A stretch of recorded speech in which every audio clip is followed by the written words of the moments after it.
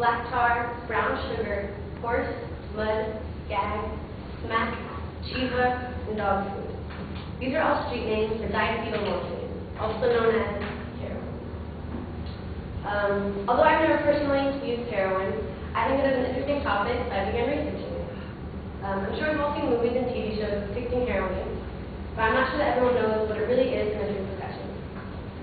I'll be talking about how heroin is used, its history, and how it affects the human body. First, I'll have to explain the basics of what heroin is and how it is used. Heroin is an opiate and can be used in a number of ways. It's derived from morphine, which is obtained with the opium poppy. It looks anywhere from a white to dark brown powder or tar-like substance. Both new and experienced users risk overdosing on heroin because it is impossible to know the purity of the heroin they are using. Heroin sold on the street often is mixed with other substances such as sugar, starch, or cleaners. An added risk results when heroin is mixed with other poisons. Heroin can be used in a variety of ways, depending on user preference and the purity of the drug at hand. Once heated to a liquid state, it can be injected into a vein, also called mainlining, which provides the greatest intensity and most rapid onset of euphoria, which occurs within 7 to 8 seconds. It can be injected into a muscle, which provides a relatively slow onset of euphoria, which occurs within 5 to 8 minutes. It can be smoked in a joint or a cigarette, or inhaled as smoke through a straw, also known as chasing the dragon. It can be snorted as powder via the nose as well. Smoking or sniffing heroin shows its peak effect 10 to 15 minutes after use.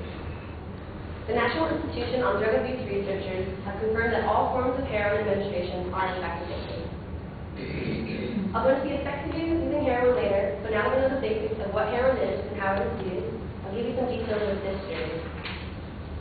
The history of heroin dates back to its early days of its derivative, the opium poppy. Opium was widely used in China and came to America in the 1800s via Chinese immigrants. In 1810, a new wonder drug was developed, which was an opium derivative. It was morphine, and it was known for eliminating severe pain. By the mid-1860s, morphine was used in the U.S. in the medical profession for operations and traumatic injuries. During the Civil War, however, many soldiers' injuries were treated with morphine, and its addictive characteristics were soon noticed. So in 1895, Heinrich Reicher, who worked for the Bayer Company in Germany, found that diluting morphine with acetyls produces the drug's common morphine side effect. It was diacetylmorphine, and he coined the term heroin. In 1898, the Bayer Company introduced heroin as a substitute for morphine. It was widely believed that heroin was a safe, non-addictive substitute for morphine, and so it was given to morphine addicts who were trying to quit their habit as a step-down cure. But by the early 1900s, it was obvious that heroin also had its own addictive qualities. In fact, heroin tolerance develops no more quickly than morphine tolerance, and it metabolizes into a quicker-acting form of morphine. It has a shorter onset action as well, because it can cross the blood-brain barrier more quickly. So in 1924, the Heroin Act made the manufacturing and possession of heroin illegal. During the Vietnam War, U.S. involvement was blamed for the surge in illegal heroin being smuggled into the States. And by 1999, the Drug Abuse Warning Network reported that heroin and morphine were responsible for 51% of all drug deaths, both accidental or unexpected.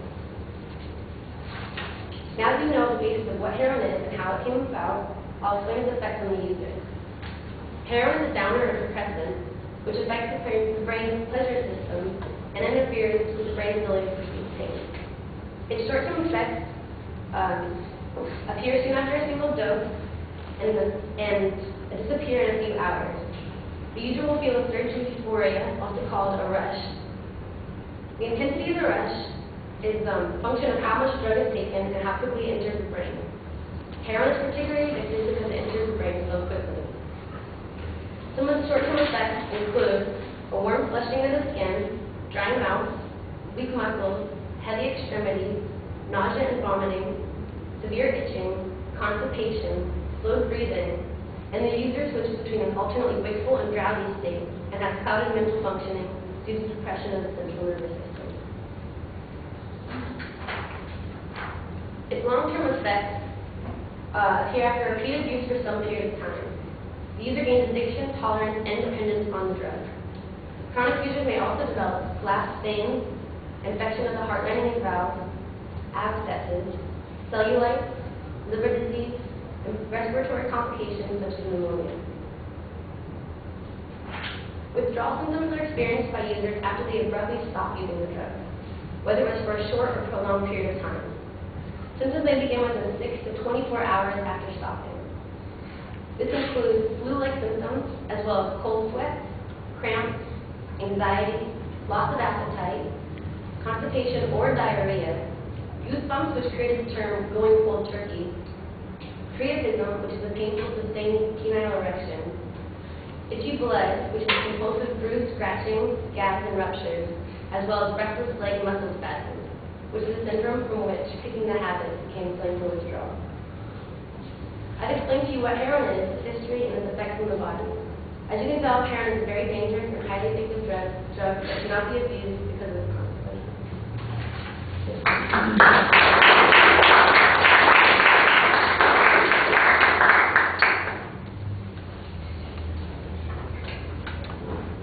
So Kyle, you want to tell us what you thought? I thought the beginning where she listed the names, it could have had something more to it instead of just the list of names. But the visuals that she used, it really caught my eye, especially the one of the body, where it showed what happened if you actually did heroin. All right.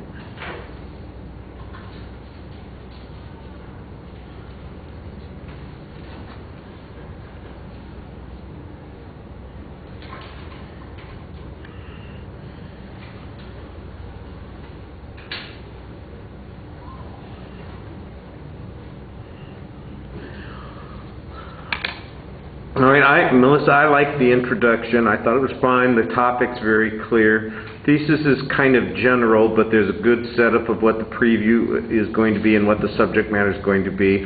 Internal signposting is also solid, although, again, like I said with a couple other people, it could be a little bit smoother, but it's easy to follow.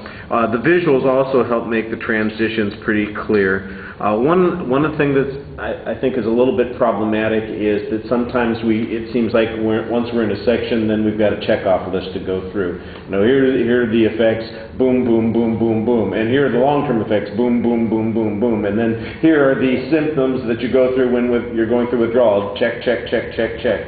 And so it sounds a little bit less interesting as a consequence. There were a couple of things that you had in the material that I think would have add to the content, and you need to do more of to make the subject more of a speech and less of an oral report.